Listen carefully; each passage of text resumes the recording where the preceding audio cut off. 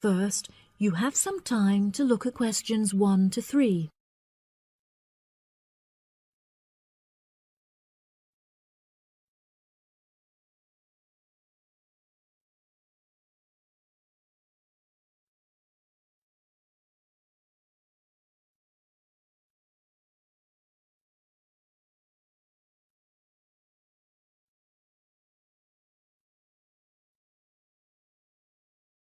That'll be $23. Right, there's your change.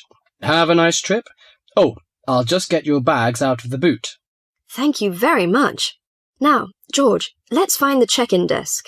Yes, but with all the changes they have made here at the airport, I'm not sure where the check-in desk is. I know, it's strange, isn't it? Why don't we ask for help? Good idea. What about that man sitting down over there? Which one? The one with the hat on and in the trolley? No, the one with the uniform behind the table. I'll ask him. Excuse me, could you tell me where the check-in desk for France Air is, please? Oh, let me think. The best way to get there would be to turn left at the end there, where the cafe is, and then go straight ahead until you're opposite the departure gates entrance. Oh, no, sorry. It might be quicker to turn right as soon as you get past the cafe, and keep going along the corridor until you come to the sliding doors at the end. On the left. Yes, that's it. All the check-in counters are in a hall there. I'm pretty sure France Air is directly to your left as you walk in the hall.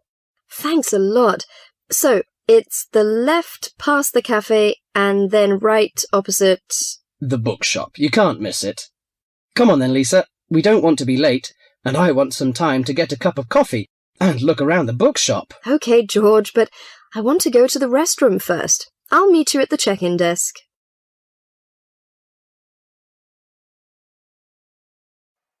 Before you hear the rest of the conversation, you have some time to look at questions 4 to 10.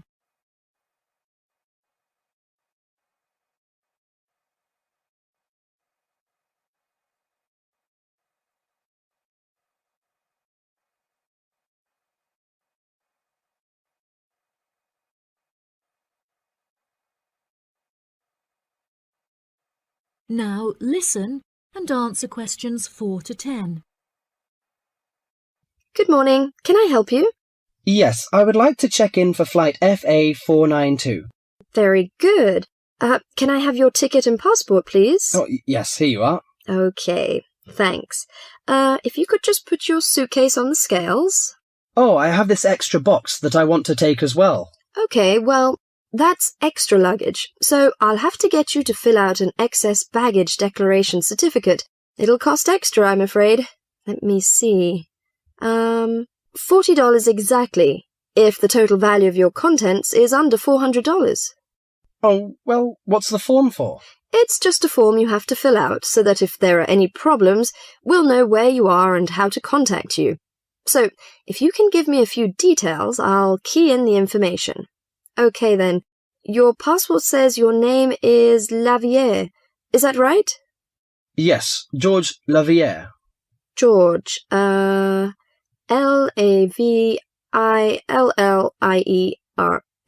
Good. Now, nationality. French? No, wait a minute. It's a Swiss passport. Well, yes, I live in France, but I was born in Switzerland. Swiss. Very good. Flight number FA492. Destination is... Paris.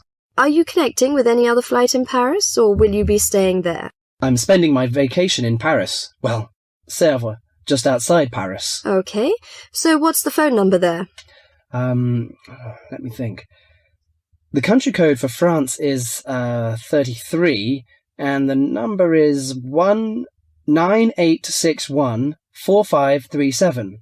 Right, so that's 331-9861-4537. Yes, that's it. And can you tell me briefly what you have in the box? Well, there are some books, just university textbooks from last semester, some clothes, and, my computer disks. OK, thank you. And what would be the approximate value of the contents? Quite a bit, actually. About $150. That's all. there's your receipt for the box, your passport and ticket, and here is your boarding pass. Gate 7. You can board the plane in about 35 minutes. Have a nice flight. That is the end of part 1. You now have half a minute to check your answers.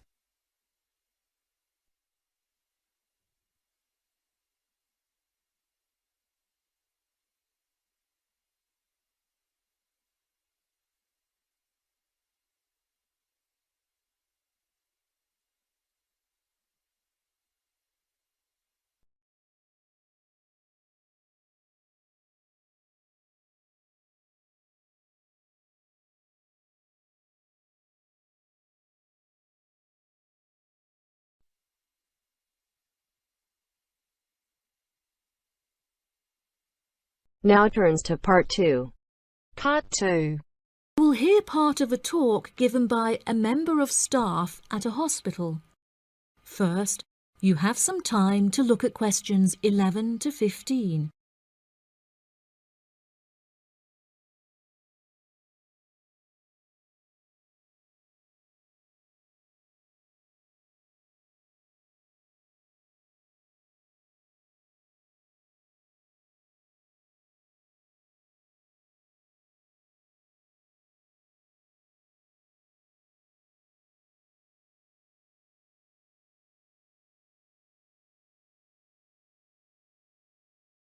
Now listen carefully and answer questions 11 to 15.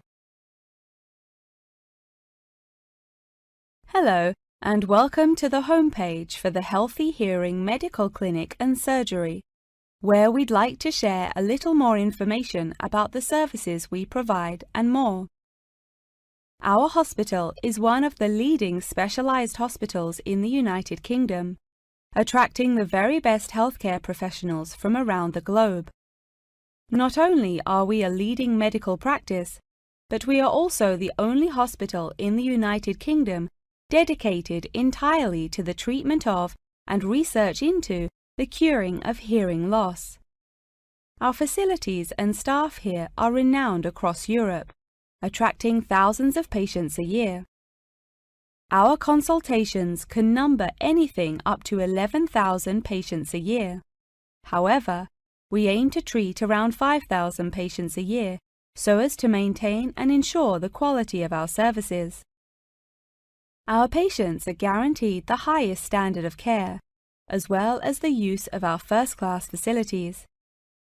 All patients requiring overnight treatment are provided with their own private room with ensuite facilities, as well as a state-of-the-art entertainment centre, which includes a flat-screen LCD television and PlayStation. Appointments with our healthcare professionals can be made at any time during the week, with female doctors available between 8 a.m. and 11 a.m. If you need to see a doctor outside of these times, please visit the Out of Hours page of our website for more information. Our doctors are all trained to an exceptionally high standard and practice a vast array of specialities. Mr. Roberts is a fully qualified ear and throat specialist. Mr. Edwards is a pediatric hearing specialist, while Mr. Green specializes in reversing hearing loss. For more details about our people, please visit the staff members page on our website. During a consultation, doctors will sometimes decide medication is required, for which patients should receive a prescription. There are several pharmacies within the city. However, we recommend that patients use the pharmacy housed within our healthcare facility. Our in-house pharmacy is well stocked at all times.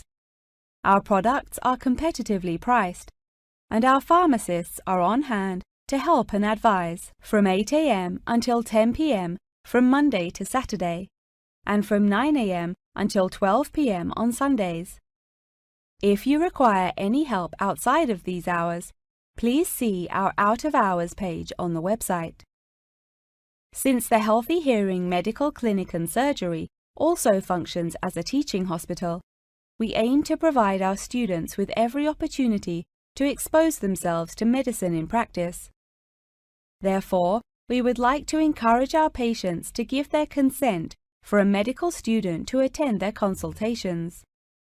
If our patients are not comfortable with this, there will be a form at reception where patients will be able to opt out. Before you hear the rest of the talk, you have some time to look at questions 16 to 20.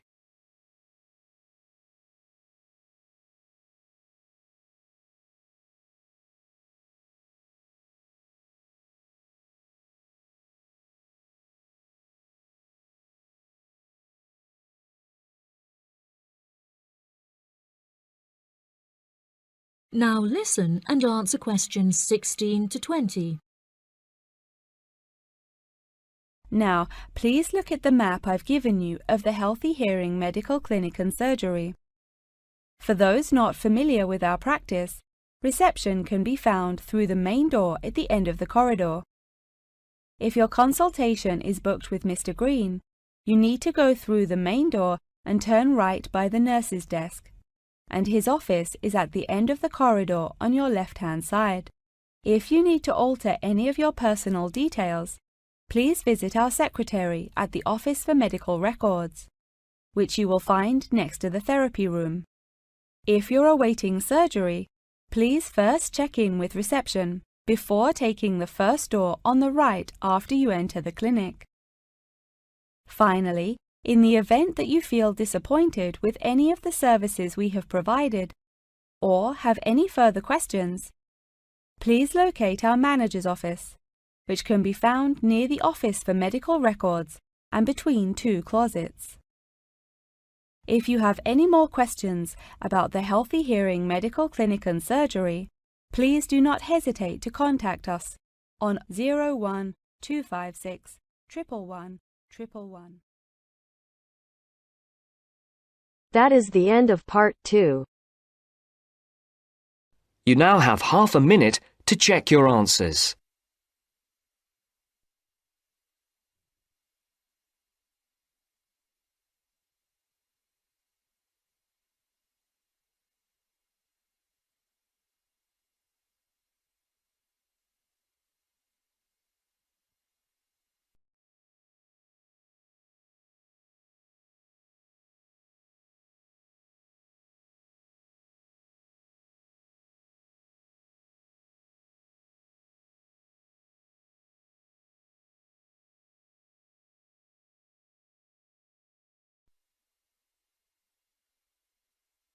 Now turns to part 3. Part 3. You will hear a tutor and 2 students discussing the best ways to study. First, you have some time to look at questions 21 to 25.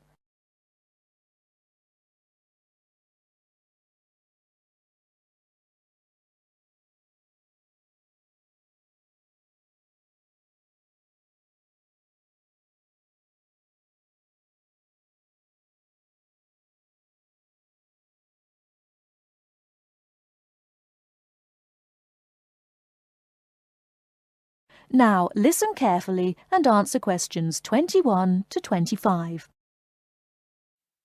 Well, how are you both settling in? Fine. Yes, no problems. So far, anyway. Good. Remember that as your personal tutor, I'm here to help you if you do have any difficulties.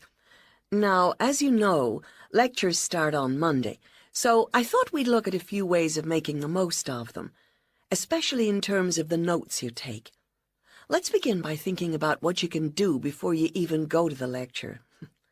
Any ideas? Make sure you're up to date with all the background reading, so you know plenty about the subject already. Yes, that's essential. The lecturer will assume you have that knowledge. Anything else, Carlos? Well, check what the topic's going to be. Of the lecture, that is. I'd go a bit further than that and consider what the content may be. Then you could ask yourself some questions that you want answering, and listen out for the relevant information during the lecture. Okay. Now that brings us to the lecture itself and the actual business of writing notes. But there's a lot to deal with there, so we'll come back to that later. What I'd like to do for the moment is continue with the process of note-taking and move on to the next stage. Any suggestions for what that might be? When the lecture is over, you mean? Yes, once you're able to sit down somewhere quiet with your notes. Read them? More than that, you need to make sure they'll still make sense to you weeks, months later. Edit them? Yes, that's what's needed. It's well worth spending a few minutes on it. Any missing words, anything difficult to read, things you didn't have time to jot down, now is the time to do so, while everything's still fresh in your mind. Right. And after that, when's the best time to revise them? When do you think, Carlos? I'd say just before the next lecture, in the same subject. Precisely. That's a vital time to look at them again, for obvious reasons. But it's definitely not the only time. When should you revise them again? A month later, maybe? Sooner, and much more often than that. I'd recommend you look at them again once a week. That's why it's so important they're complete and easy to follow.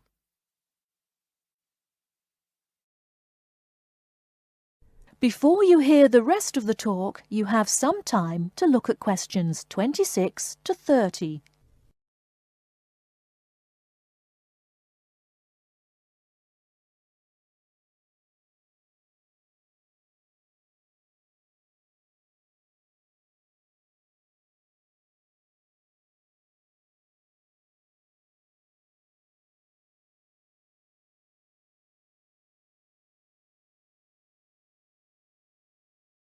Now listen and answer questions 26 to 30.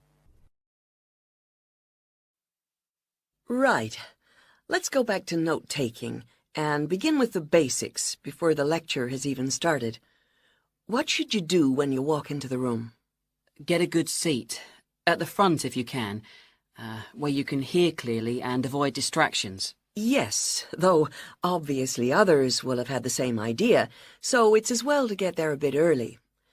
So, when the lecture's underway and you're busy jotting things down, what should you try to ensure? That you're getting all the main points. And what if you don't catch something you know must be important? I'd leave a space. Then I could check it later. Perhaps by asking a question at the end and fill it in afterwards. That's an excellent way to deal with it, yes. And there's something else I'd like to mention here. Talking about going through notes afterwards, it's absolutely vital that what you write is legible for one very good reason. It saves time. You'll waste many hours during the course if your revision is held up because you can't read what you've written. Okay. What else can we do to make listening and note-taking more efficient? Well, I always listen out for signpost words. Sorry, what are they? They're the ones lecturers use to say where they're going. A bit like a signpost at a road junction, I suppose.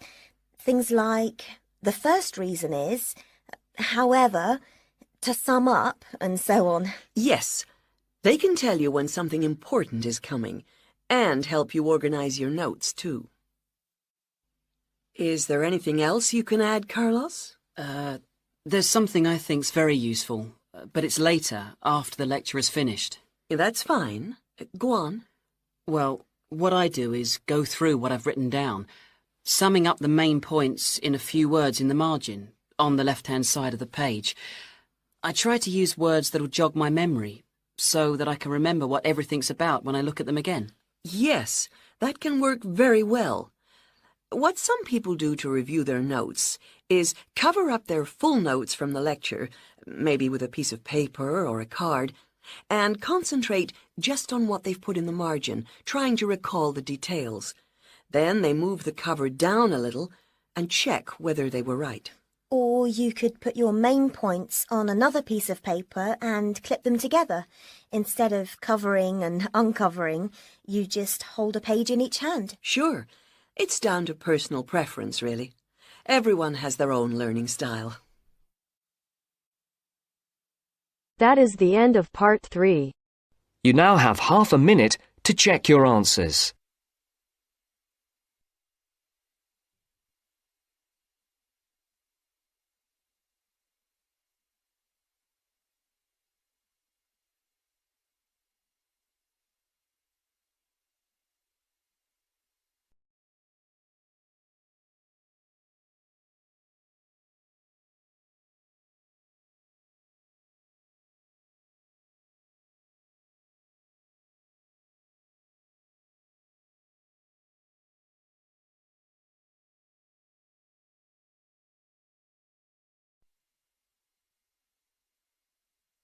Now turns to Part 4.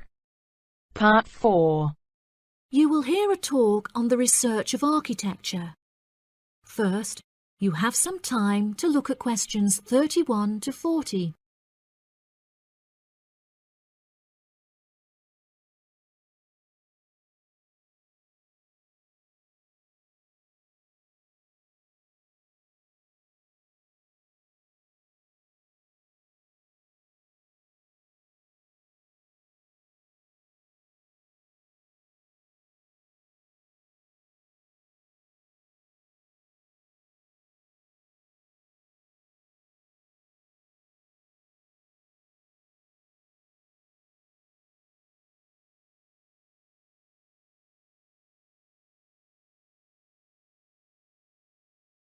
Now listen carefully and answer questions 31 to 40.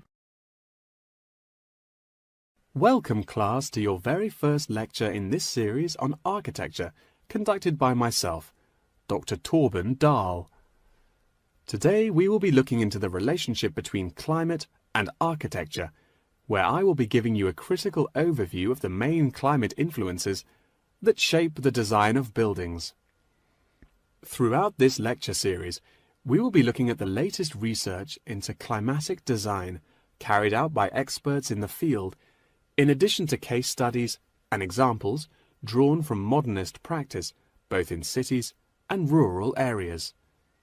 Now, acid rain is one of the climatic elements with the most devastating effects on our architecture. The chemicals in acid rain can cause paint to peel, corrosion of steel structures such as bridges, and erosion of stone statues. Since the 1970s, our government has been making great effort to reduce the release of these chemicals into the atmosphere, with positive results. Private organizations have also been raising awareness and funds, and recently received a huge donation from the bank. It is interesting to look at the studies that have been carried out into the effects of acid rain at varying altitudes. Research has shown that there are lower levels of acid in the damaging pollutants at higher altitudes, meaning that skyscrapers are much less vulnerable to the negative effects, as they are exposed to acid rain with far lower levels of damaging pollutants. Recently, the ALTA project was founded to carry out further research into acid rain. This project is directed towards studying the effects of acid rain on old, traditional buildings of stone construction that are vulnerable to damage caused by acid rain. Masonry is particularly vulnerable as it is easily corroded and weakened by the acidic chemicals. It is imperative that we protect these buildings, as they are valuable examples of our history and culture.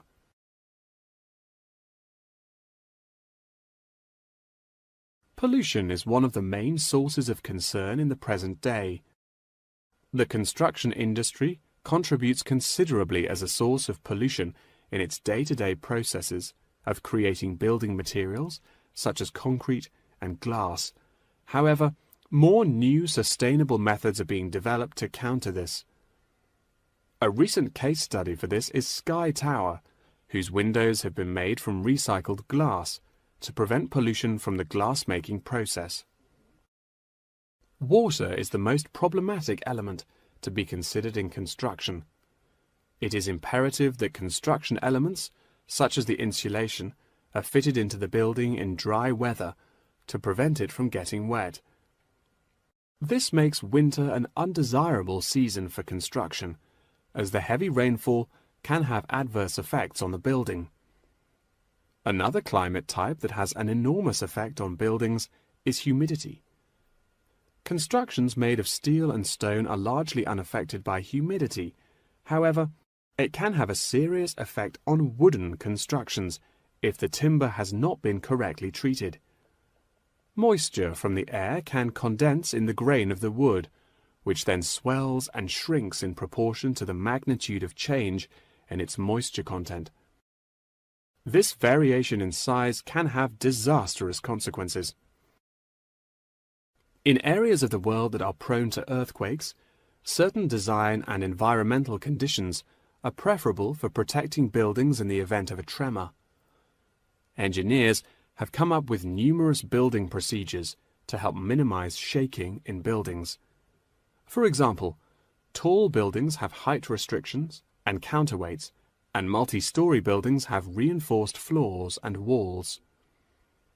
Ground conditions are a cause for worry in many constructions, as often the soil is of the wrong density to protect the foundations. Luckily, technology has now been developed that can help to minimize damage by earthquakes. Seismic sensors can give prior warning when an earthquake is about to happen, so that preparations can be made to protect both the people and the buildings from harm. The movement of building structures can now also be measured and monitored over time by architects. It has been expressed by architects within the design community that it would be valuable to be given special courses for designing buildings within earthquake zones. Guidelines are also expected to be produced by the government in the near future that will give architects a universal checklist to follow. That wraps up the lecture for today. Please remember that attendance is mandatory. That is the end of part 4. You now have half a minute to check your answers.